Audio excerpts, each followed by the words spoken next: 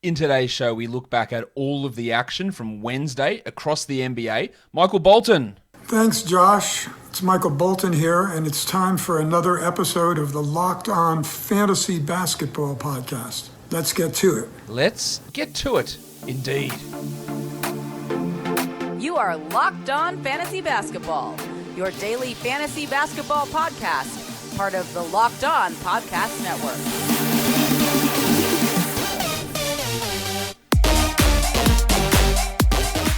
Hello and welcome to the Locked On Fantasy Basketball Podcast, brought to you by Basketball Monster. My name is Josh Lloyd and I am the lead fantasy analyst at basketballmonster.com and at Yahoo Sports Australia. And you can find me on Twitter as always at redrock_bball and on Instagram at Locked On Fantasy Basketball. We are here today, brought to you by Locker Room.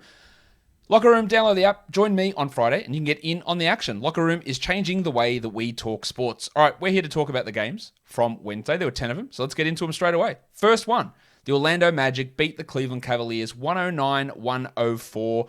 Chuma Okeke, second big scoring game in a row, 18 points on 58% shooting. His shooting had been way off, and he's been so up and down with that. Hit 50% of his threes here. 18 points, 3 threes, 3 steals, 2 blocks. Awesome stuff. Unfortunately, he sprained his ankle at the end of this game, wasn't able to be in to close it out. Let's hope that he is okay as we move forward. But this is obviously a really encouraging development these last 2 games. And we've seen it before, and then he falls off the deep end completely. But he does always have those steals to be able to balance out the value for him. Gaz Harris, good game from him. Nice, Gary! Another big assist night, 19, 6, and 7. I don't trust him. He's the 233rd ranked player over the last 2 weeks, and that's in 29 minutes a game. But he'll occasionally have these games that are interesting. He's probably more 16 to 14 team leagues, while Mo Bamba played 24 minutes. 1, 2, 3, 4, 5. That's all we need. 9 and 7, a 3, a steal, 2 blocks. That's all he needs. You know, I was worried a little bit about Wendell Carter's ankle and how they would play him. And if Bamba gets 24 a night, must roster player. As for Wendell, just the 21 minutes, 5 and 7 with a steal and 2 blocks. So they're not horrendous numbers for Carter. You would like to see him out there a little bit more, but the numbers are still okay. And I don't know what the point of 9 minutes of Mo Wagner was. Just absolutely no idea. The sharp Dwayne Bacon moved to the bench, but of course, whenever you've got the chance to play him the second most minutes on the team, you have to do it. He had 16 points. He was a -2 in a game they won by 5. He had 3 rebounds and 2 assists, and he's still outside the top 300 for the season. He gets gifted minutes like no player in the NBA, and is only a fantasy streamer if you desperately need points. Cole Anthony was poor early, but recovered it. 18, 4, and 3 in those 31 minutes, while Jim Ennis returned and had 8 and 8 in a start. For the Cavs, Darius Garland just keeps on going. Top 30 over the last 2 weeks. 25 and 10 with 4 steals. The shooting numbers can be a problem. 42% from the field here, but he is taking on such a large load. Giggity! That does make a little bit of sense that some of his efficiency is going to be off. Good to see a huge one from Isaac Okoro, 37 minutes with 15 points, but importantly, he had 4 steals. Now, he is still not really, he's better than Dwayne Bacon, but he's still not really a fantasy option outside of the occasional game where he has these big steal numbers. While Kevin Love was pretty bad, 18% shooting, but outside of the shooting, everything else is good. 10 boards, 6 assists, 3 steals. Now, the 3 steals, I don't think you can count on that too often. Love is still not really playing at his best. I don't think he'll ever get back to his best, quite clearly. He still can be a 12-team league guy. Allen had 13 boards, 17 points, and 2 blocks, while the Discman, Chetty Osman, another start in place of Colin Sexton. And as long as Sexton is out, he can be a 12-team league guy, the Discman. 19 and 4 for him.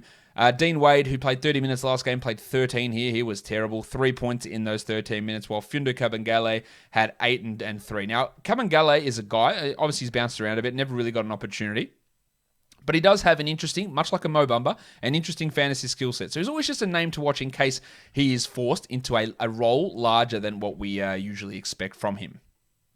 Next game was an absolute ass-kicking. The Philadelphia 76ers 127, the Hawks 83. The Hawks were without Bogdan Bogdanovic, Trae Young, Kevin Huerter, DeAndre Hunter, Cam Reddish, Tony Snell. Reddish is out for the season. Young, they claim is back at the end of the week. That seems absolutely fanciful, but we'll see. While Bogdan Bogdanovic had a hamstring issue, I think Bogdan will be fine, and I think Huerter, we're going to miss some more time. Baptist John Collins only 29 minutes, 21, 4, and 2, but we saw him play better without those other guys around, while Lou Williams moved into the starting lineup and had 10, 8, and 5. And it's probably a disappointing result from Lou to be in there without Bogdanovic, without Huerter, and without Young, and still only scored 10 points. To me, he's just a fringe guy. Brandon Goodwin was bad. 5 points on 18%, 2 assists. I know he played 32 minutes, but you can move on and find a better option in a 12-team league. Or Capella was horrible. 31 true shooting for Clint Capella. 2 blocks, 31 from the field, 25 from the line. That's just a really, really bad night, but it was a bad night for everyone.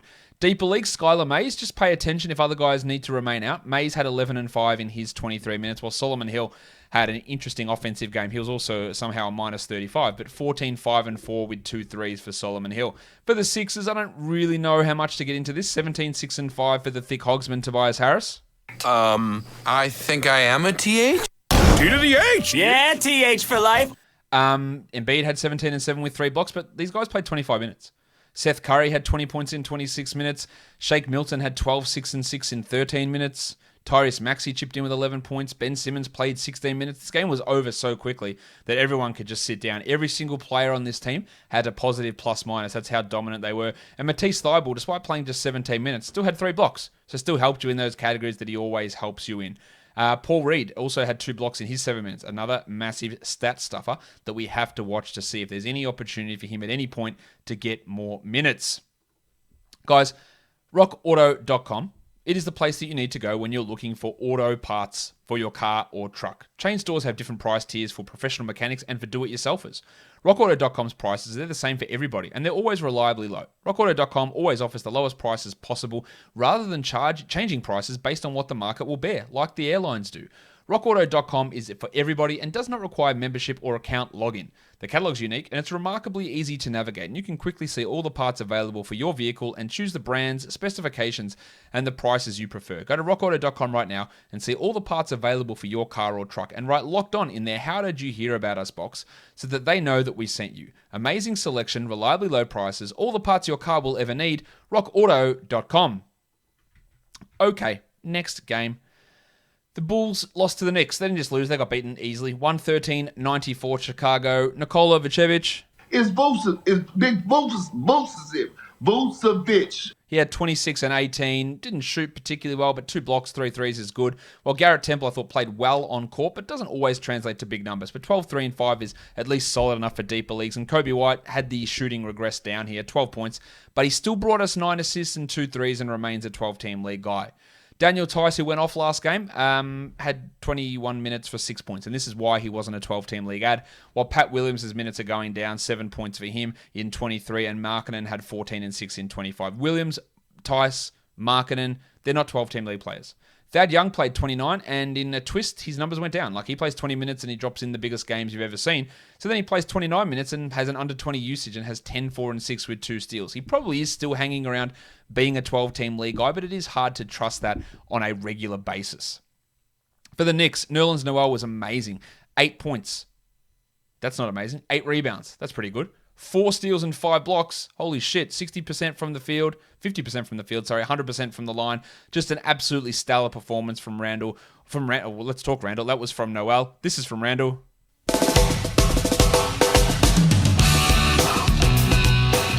Excellent stuff from Julius, who had 34 and 7 with 4 threes and was really efficient. Hit all of his free throws and plus 50% from the field.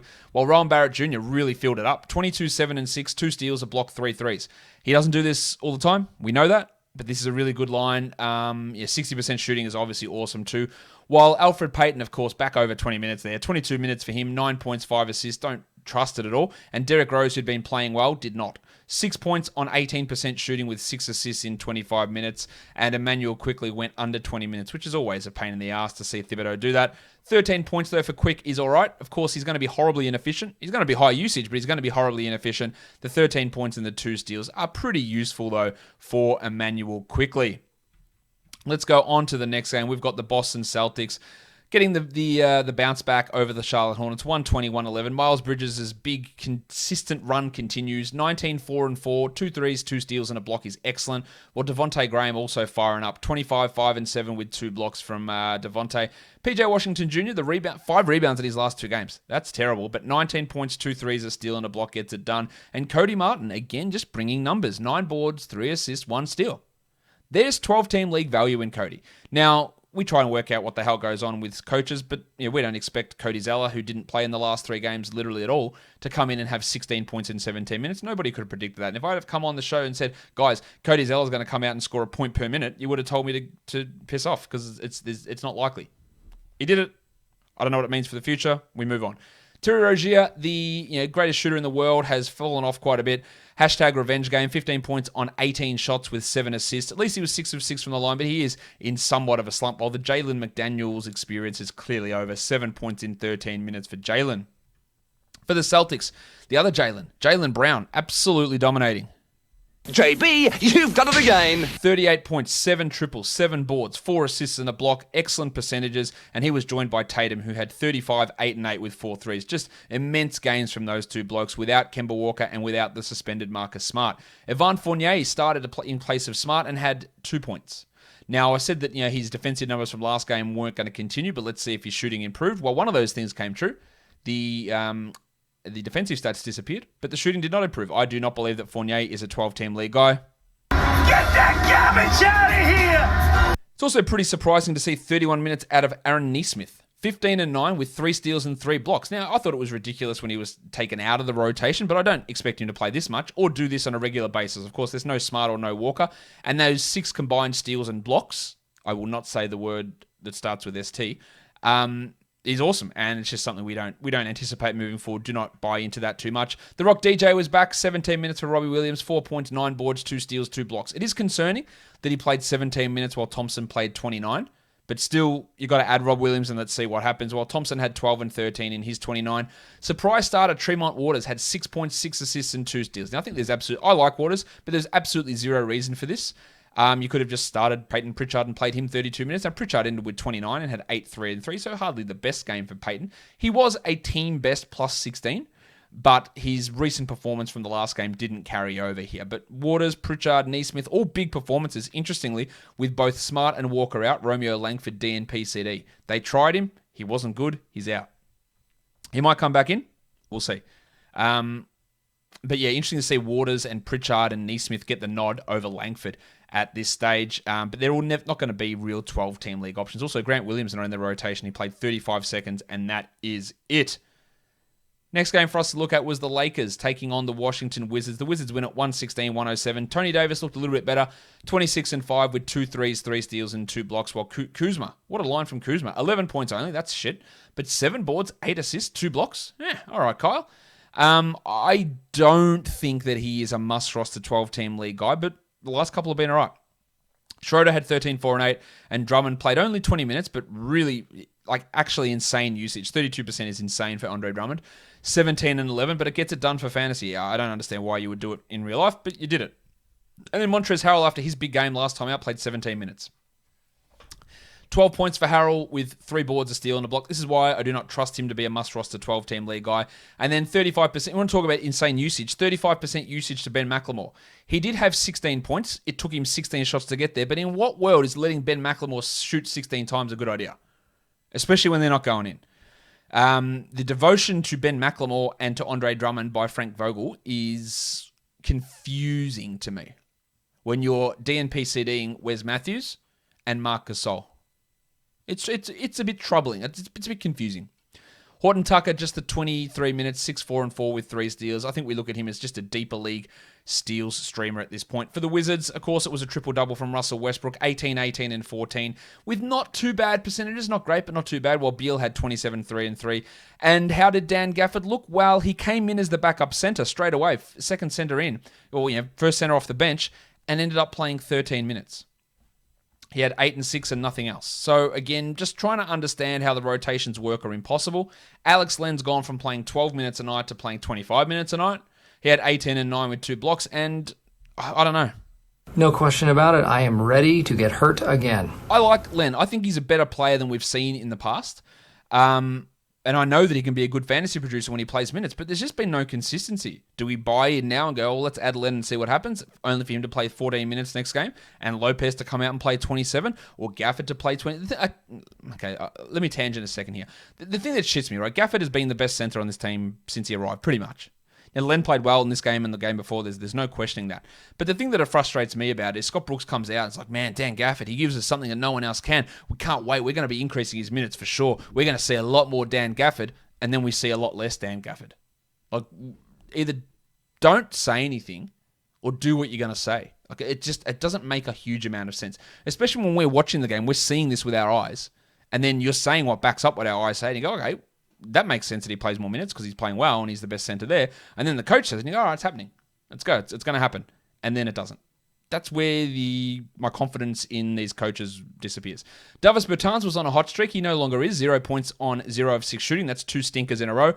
You need him for points and threes. If the shots don't go in, he provides nothing. So if you do need to move on. Well, Hull Neto, maybe that little run of being a 12-team league guy is over. 5 points in 23 minutes. Should never start at all. Should not be in this. I know they don't have too many other options, but he shouldn't be getting these minutes. While Hachimura had 12 points in 30 minutes and is pretty clearly, I think, not a 12-team league guy.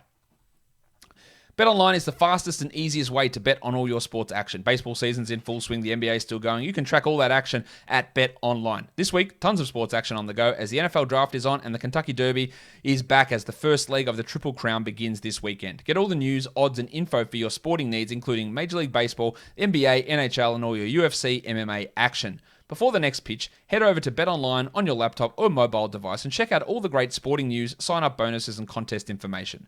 Don't sit on the sidelines anymore, as this is your chance to get into the game as teams prep for their runs to the playoffs. Head to the website or use your mobile device to sign up today and receive your 50% welcome bonus on your first deposit by using our promo code LOCKEDON. BetOnline are your online sportsbook experts. Next game we look at is the San Antonio Spurs taking on the Miami Heat. The Heat win at 116-111. Of course, you would have known by now the news that Derek White is out for the rest of the season. You can go and drop him. He was replaced in the starting lineup by Devin Vassell, who played 25 minutes. So deeper leagues will want to take a look at Vassell. He had 11 points with 2 threes. He can be better than this, but he's not going to play more minutes than Lonnie Walker, it appears. Now, Walker did what he does. He played 29 minutes. He scored pretty well. He does nothing else. He's like a better version of Dwayne Bacon. So there is some deeper league value for Lonnie, but let's not act like he hasn't played at all this year because he's the 282nd ranked player in 25 minutes this season. I think he's more of a 16-team league player, but maybe if you're desperate for points, you can stream him. The guys who are going to really kill it, though, are DeJounte Murray, who had 22, 10, and 11, and DeMar DeRozan, who had 20 and 4 with 8 assists. Pirtle had 2 steals and 2 blocks with 6 points and 7 boards, while Drew Eubanks didn't block any shots, unfortunately, while Rudy Gay had 13 in his 22. Keldon Johnson, yeah, decent enough, 14 and 6, but not much else there. I think he can be a 12-team league guy, but he is really just a back-end guy for a 12-team league roster rather than being a must-roster guy. For the Heat, Butler had 29, 8, and 6, and Adebayo 21, 11, despite getting some early foul trouble, Bam. And Dragic really fired up off the bench, 18 points and 7 assists, and Kendrick Nunn had 18 in 38 minutes. Nunn remains a 12-team league guy to me. Ariza was terrible, 4 points in his 25 minutes, while the Spur Dunky Robinson, he is again just a specialist streamer and deeper league guy, not must roster for 12s. We saw the Undertaker, Dwayne Dedman, step up with Adebayo in foul trouble, 18 and 9, even though they spelt his name on his jersey wrong. They spelt it like the Undertaker. Shout out to Trey Kirby for getting the same nickname as me for him. I'm pretty sure Trey hasn't heard this. Or maybe he has. Maybe he has heard this podcast and me referring to him as the Undertaker. But getting to that same conclusion. I was pretty happy with it. All right, what else have we got going on here? Iguodala did nothing for the Heat, and Gabe Vincent played 5 absolutely uneventful minutes. All right, so let's go on to the next game now.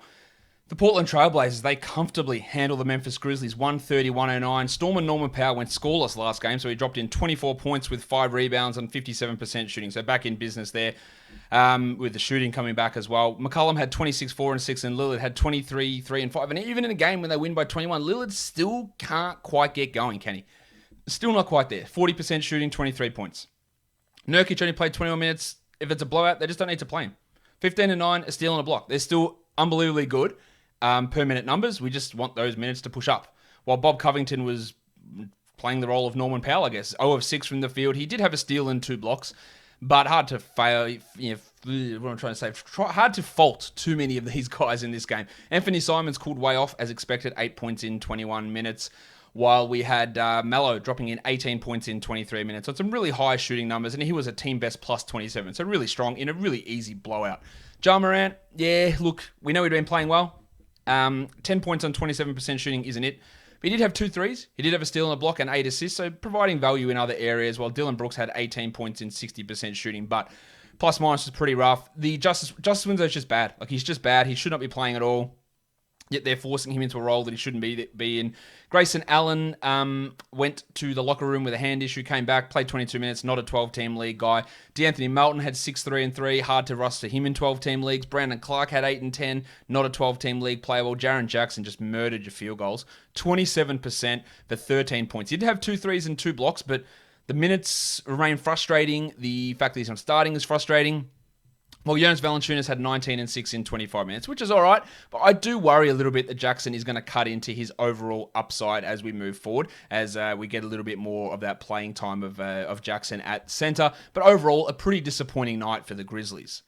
Let's go on to the next one. The New Orleans Pelicans just failed to get over the line against the Nuggets, 112-114. Lonzo continued his strong form. In fact, unbelievably good form. 16, 12, and 13, 4 threes, 4 steals, and 2 blocks. Excellent. Ingram had 27, 7, and 5. Or Eric Bledsoe, 2 big games in a row. 17, 3, and 4, 2 steals, and 2 threes. Do I trust it? Of course not. But that's 2 good games in a row. Maybe he could help you. And they play tomorrow, so maybe there's a value in adding him. Najee Marshall had 7, 5, and 2 with a 1-1, but just not enough minutes for me to be impacted, while Zion had 21 points with not much else. So a pretty empty line from Zion. Bill Hernan-Gomez played 24 minutes because Steven Adams had to leave with that toe problem again. I really doubt that Adams plays on Thursday, so Hernan-Gomez can be a points, rebounds, field goal percentage option for you, while Jackson Hayes had 10 and 3, but I do believe pretty comfortably that it will be Billy Hernan-Gomez who gets the bulk of those minutes. For the Nuggets, Big Chungus, Nikola Jokic. Big chungus, big chungus, big chungus, big. What a game. 32, 7, and 8, 3 steals, 3 blocks, 2 triples, while Facu had 19, 6, and 10 with 2 steals and a block. Campazzo is a must-roster 12-team league guy. Maga Porter did sprain his ankle, but was able to return 28 and 8 with 3 threes, and Aaron Gordon still can't do anything. We thought maybe there's an opportunity for him to up his game. Hasn't happened. Outside the top, 180 over the last 2 weeks? I don't think you need to worry with him. The only reason I'd say hold is because of the low volume Thursday and he's going to play, but otherwise, no. 10 and 5, while Doja had 8 and 2. Again, probably worth holding just for the Thursday, but maybe not someone that we need to just hold on to with glee as we move forward. Interestingly, JaMychal Green wasn't part of the rotation tonight, but I expect Millsap to sit tomorrow and Green to come in and take his minutes. So just in deeper leagues, be aware of that you might be able to stream JaMychal Green in. All right, let's move on now. Next game. This one wasn't really a game, was it? Utah Jazz 154, Sacramento 105. I guess the Kings kept it from being a 50-point loss. I think Luke Walton is fired by the time you listen to this, to be honest. He probably won't be, but he should be. Look, there's not really a huge amount to take out of it. We know there was no Conley or no Don Mitchell in this one for the Jazz either. So Georges Niang stepped up and started, played 26 minutes, had 19, 3, and 4 with 5 threes. Now, he's not going to be a 12-team league option all the time, but he's had a few decent games recently. So 16-teamers, maybe 14-teamers, you take a flyer if Conley and Mitchell remain out. Bogdanovic got back on track with 24 points on some pretty high usage. Clarko had 23 points in 25, and Gobert 12 and 10 with 5 blocks for the big fella. Rudy Gobert. Rudy Gobert.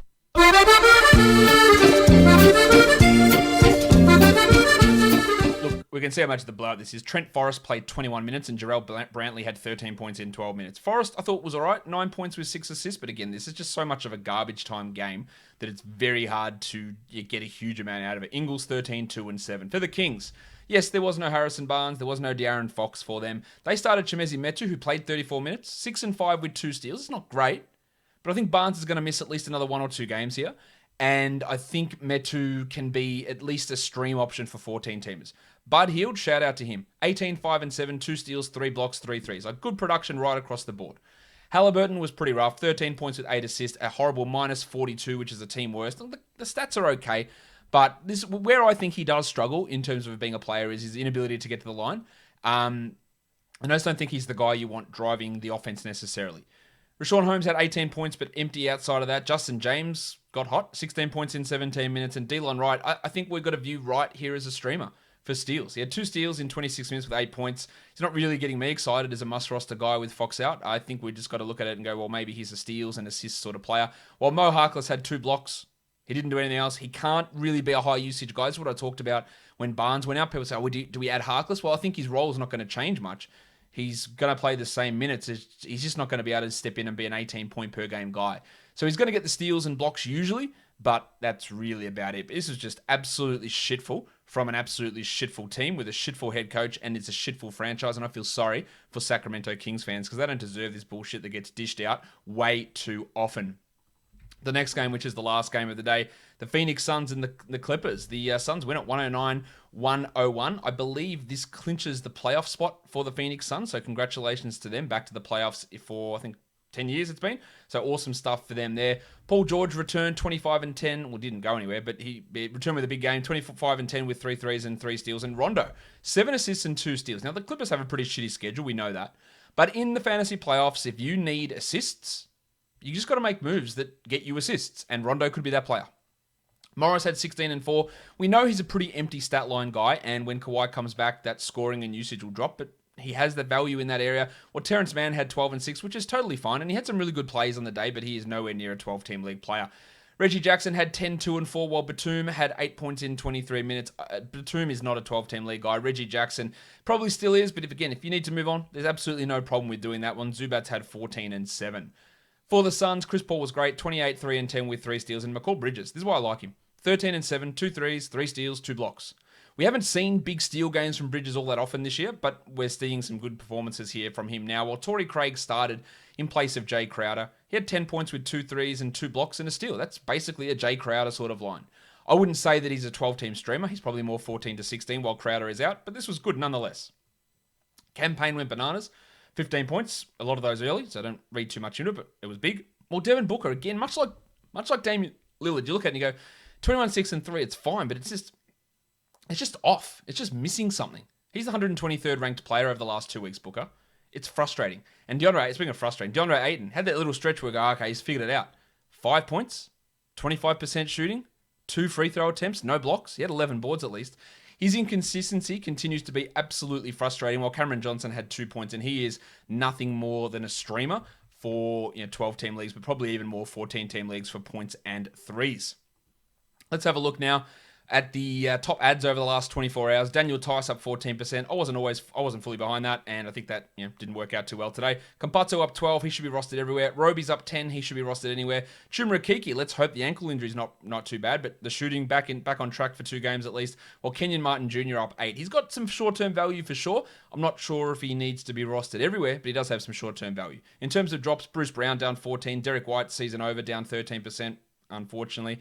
Johnny Wall down 10%, season over, unfortunately. Gary Trent, he's out again, so he's down 10%. I didn't really think he was worth holding anyway. While Rubio down 9%, that's probably the right call there as well.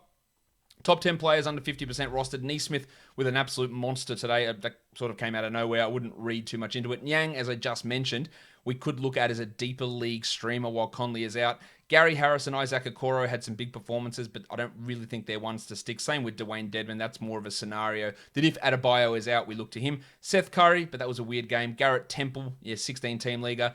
Derek Favors, who reads into that game? Torrey Craig, again, really good stuff from Craig, but more of a 14 to 16-teamer. And then Furky from Turkey down the end there with a nice game in an absolute ass-kicking blowout. Let's move on now to DFS for Thursday. All right, so let's look at these games for Thursday. Dallas and Detroit. Dallas is listing everyone as questionable, except Maxi Kleber. Maxi Kleber's in.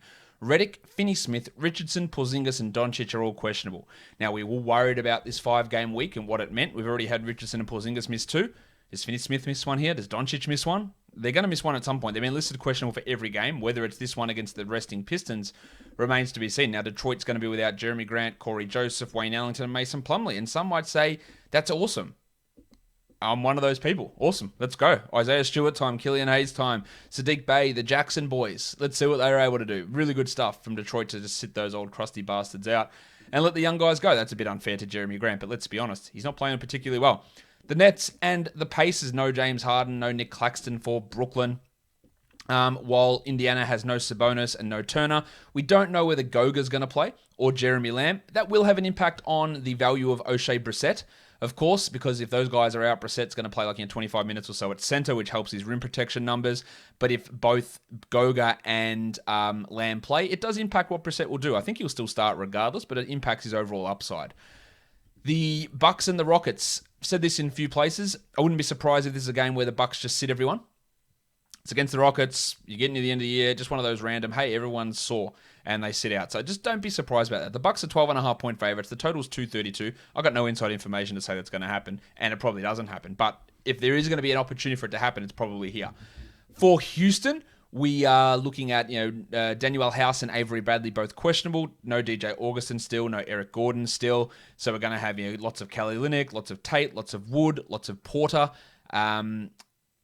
Would they start House? If House is out, does Amani Brooks jump back in? A lot of opportunities for minutes and production there. The Warriors and the Wolves, Kent Bazemore is back and he will start over Michael Mulder. Kelly Oubre coming off the bench still. Still no Eric Pascal either, while Minnesota, they're pretty okay in terms of injury-wise. No real news there with those guys. Actually, so for Oubre's listed as doubtful with that wrist injury. That's why, so the value is going to jump up for guys like Bazemore pretty intensely, and even Mulder's going to get a little bit of run in that scenario. The Raptors and the Nuggets. The Nuggets are 3-point favorites. The total's 223.5. For Toronto, we don't have any indication that anyone's resting at this point. That can change, but we don't know. This is a back-to-back for Denver too. No Morris, no Barton in this game. While the last one is the Pelicans and the Thunder. Now, Steven Adams had to leave the game early on Wednesday. I do not expect him to play, so Billy Hernangomez and Jackson Hayes are going to be the guys we look at. While for the Thunder, there's no advance notice of anyone being out or resting or anything like that. In terms of fantasy value, FanDuel's kept Kevin Porter's price pretty low. I like him. Isaiah Stewart, Bill Hernangomez, Goga if he plays, Lou Dort, Killian Hayes, Campazzo. I don't think Paul Millsap plays for the Nuggets, so JaMychal Green perhaps. Kyle Lowry maybe, just because his salary is so low. Pokusevski, Bazemore, Wiggins, Jokic, Poole, Tate, Towns, Ty Jerome, Josh Jackson as some pretty solid options. That will do it for today's show. Don't forget, follow along on Apple Podcasts, Google Podcasts, Stitcher, Spotify, and on Odyssey while on YouTube. Subscribe. Ring my little bell. Thumb me up. Drop a comment down below. And share it with your friends. Guys, we are done here. Thank you so much for listening, everyone. See ya.